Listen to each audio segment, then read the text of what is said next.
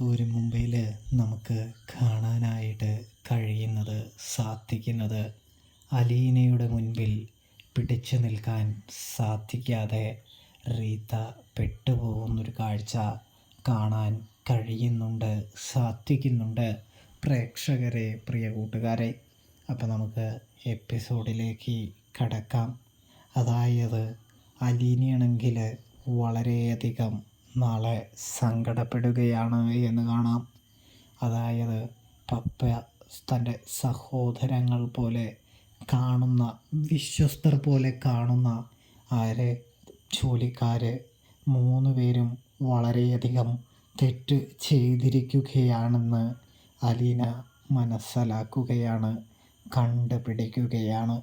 ഇതേ സമയമാണെങ്കിൽ അലീനയാണെങ്കിൽ ചോദിക്കുകയാണ്, എന്തിനാണ് നിങ്ങൾ ഇത്തരമൊരു തെറ്റ് ചെയ്തത്?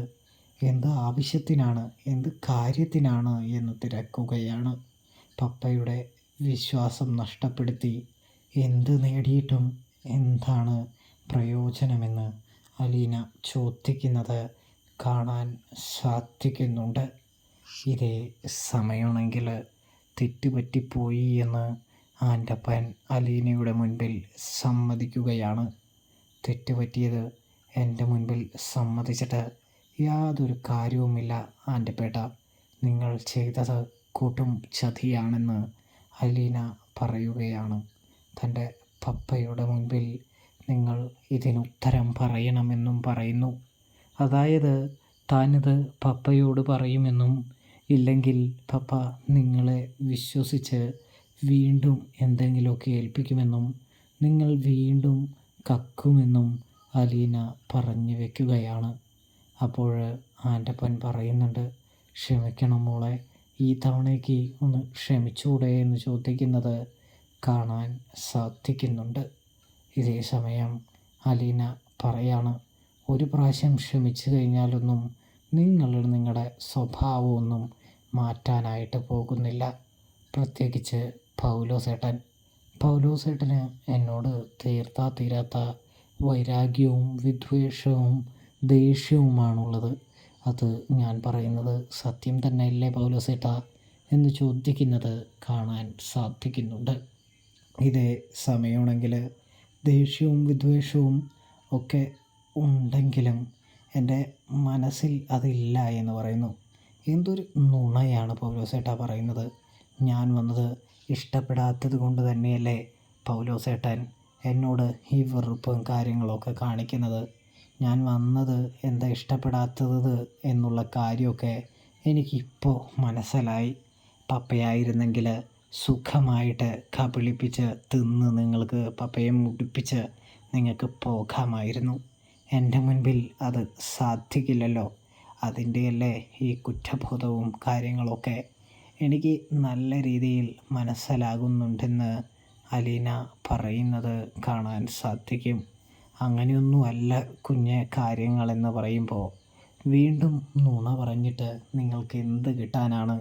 ഒരു ഉപകാരവുമില്ല. ഈ നുണ എന്ന് പറയുന്ന സാധനം കൊണ്ട് പ്രത്യേകിച്ച് യാതൊരു കാര്യവുമില്ല എന്ന് അലീന പറഞ്ഞു വയ്ക്കുകയാണ്. തുടർന്ന് തെറ്റ് ചെയ്തവരെ ആരുടെ മുമ്പിൽ?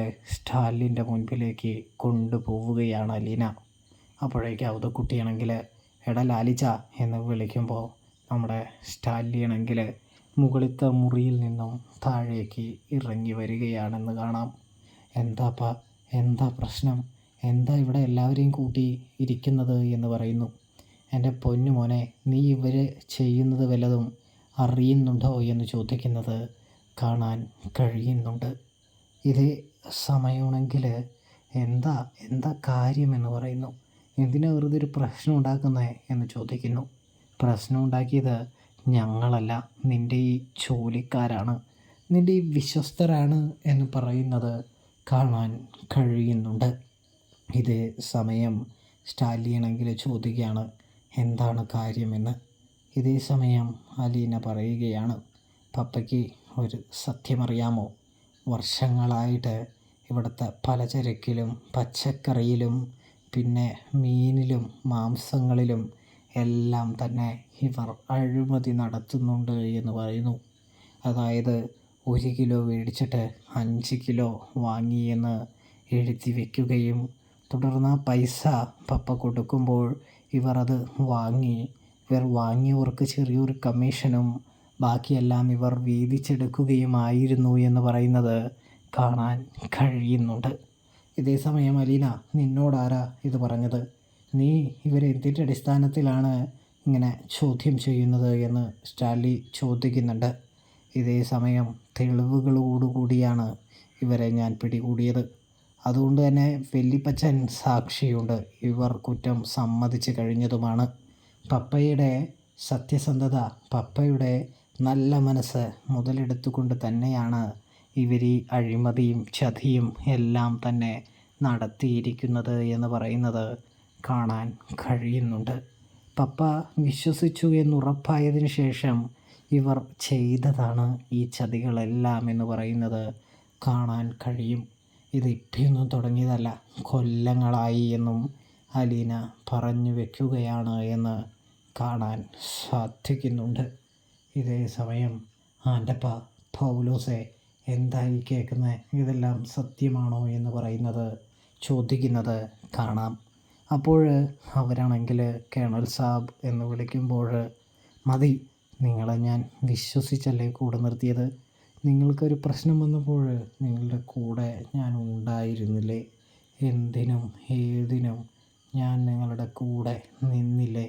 നിങ്ങൾക്ക് ആവശ്യപ്പെടുന്ന പൈസ ഞാൻ തരുന്നില്ലേ?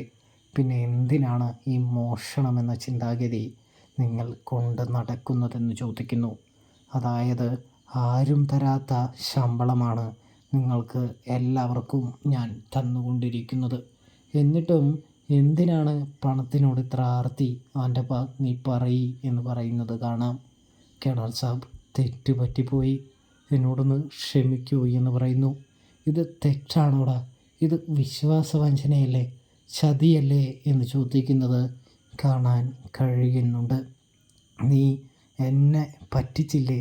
നിന്റെ മേലുള്ള എൻ്റെ വിശ്വാസം നഷ്ടപ്പെട്ടില്ലേ എന്ന് ചോദിക്കുന്നു. നീ ആ വിശ്വാസമല്ലേ മുതലായി എടുത്തതെന്ന് ചോദിക്കുന്നു. ഇതേ സമയമാണെങ്കിൽ നമ്മുടെ ആൻ്റപ്പൻ പൊട്ടിക്കരയുകയാണെന്ന് കാണാം. തുടർന്ന് റീത്തയുടെ കാര്യങ്ങളൊക്കെ സംസാരിക്കുന്നുണ്ട്. റീത്ത മേടിച്ച പൈസയെ കുറിച്ചൊക്കെ ചോദിക്കുന്നുണ്ട്. തുടർന്ന് റീത്ത പൈസ മേടിച്ചിട്ട് ടെസ്സയെ ചികിത്സിക്കാത്തത് ഒരു വലിയ പ്രശ്നമായി മാറുന്നുണ്ട്. റീത്തയ്ക്ക് നേരെ അലീന യുദ്ധം പുറപ്പെടുവിക്കുന്നുണ്ട് എന്ന് കാണാനായിട്ട് സാധിക്കുന്നുമുണ്ട്. അപ്പോൾ റിവ്യൂ ഇഷ്ടപ്പെട്ടാൽ ചാനൽ മറക്കാതെ ഒന്ന് സബ്സ്ക്രൈബ് ചെയ്ത് സപ്പോർട്ട് ചെയ്യാൻ ശ്രദ്ധിക്കണേ.